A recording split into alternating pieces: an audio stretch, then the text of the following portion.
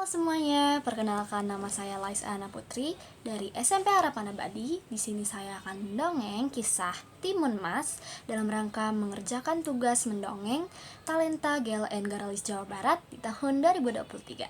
Selamat menonton.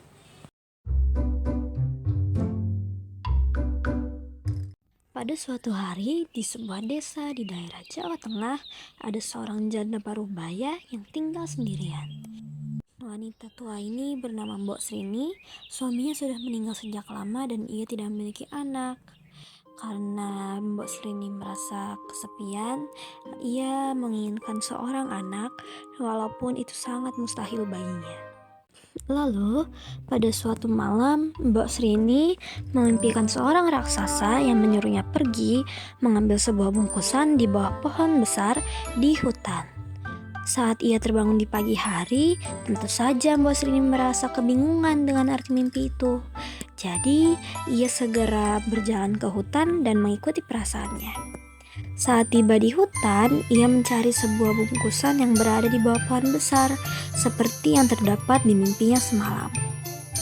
Sebenarnya, Mbok Srini berharap bungkusan yang hendak ia temukan ini berisi bayi, tapi yang justru ia temukan hanyalah sebutir biji timun. Hatinya pun kecewa dan ia merasa sedih. Tiba-tiba ada seorang raksasa yang menghampirinya sambil tertawa terbahak-bahak.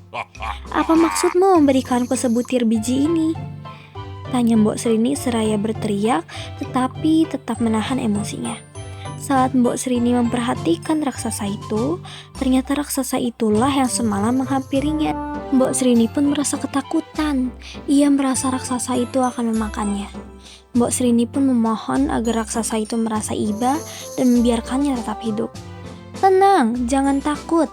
Aku tidak akan memakanmu, wanita tua," ucap raksasa itu.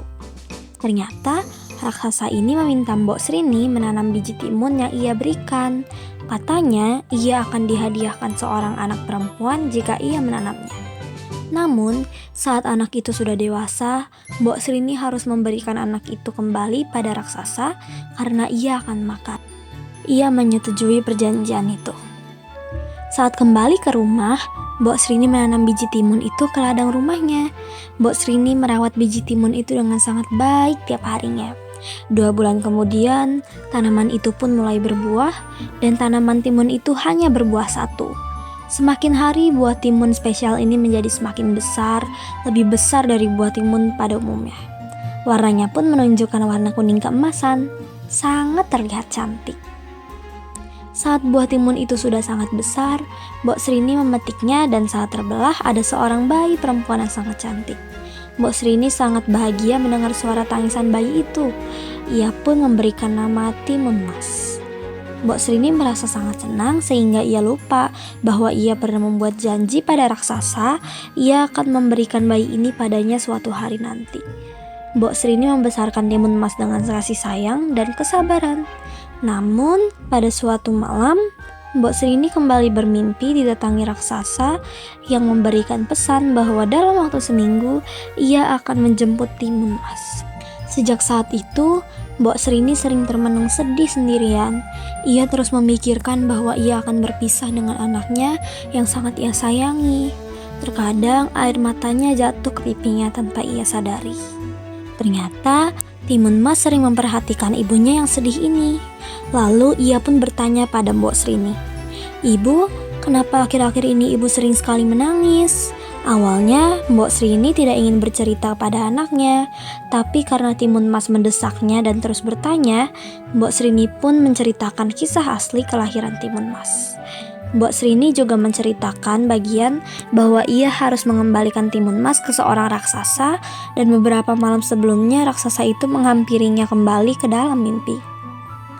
Timun Mas pun merasa sedih dan ia tidak ingin Mbok Srini mengembalikannya ke sang raksasa. Akhirnya, mereka berdua berpikir dan mencari cara agar Timun Mas bisa bebas dari sang raksasa. Di hari Timun Mas harus dikembalikan, tiba-tiba Mbok Srini terpikir sebuah cara. Mbok Srini meminta Timun Mas berpura-pura sakit agar sang raksasa tidak ingin memakannya. Beruntung, cara ini cukup berhasil untuk mengulur waktu. Sang raksasa akan datang kembali saat Timun Mas sembuh. Sebelum raksasa itu datang kembali, Mbok Srini memikirkan bagaimana cara agar anaknya bisa terbebaskan. Paginya, Mbok Srini bertemu seorang pertapa di gunung. Ia adalah teman suaminya yang sudah meninggal. Sesampainya di sana, Mbok Srini langsung menceritakan soal kondisinya dan ia ingin mengusir raksasa itu.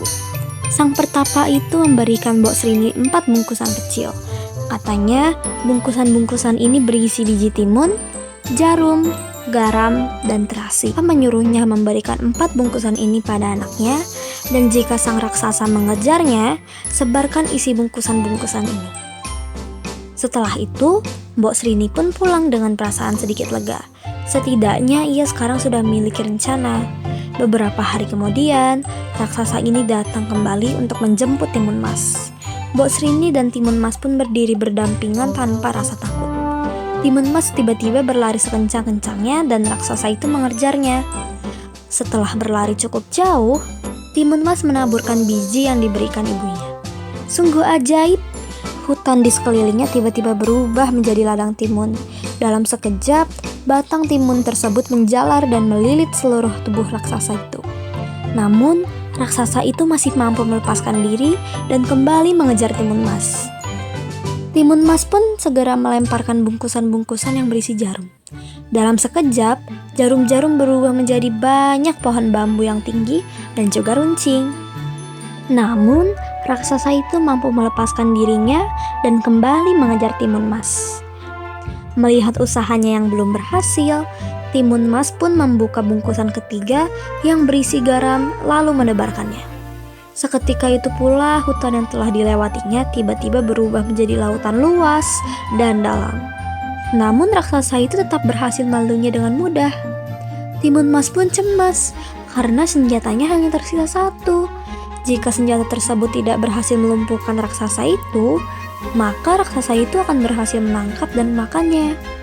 Dengan harapan untuk selamat yang sangat besar, Timun Mas pun melemparkan bungkusan terakhir yang berisi terasi. Seketika tempat jatuhnya terasi itu tiba-tiba berubah menjadi lautan lumpur yang mendidih. Raksasa itu pun terkalahkan karena tercebur ke dalam lautan lumpur dan ia tewas dengan sangat cepat.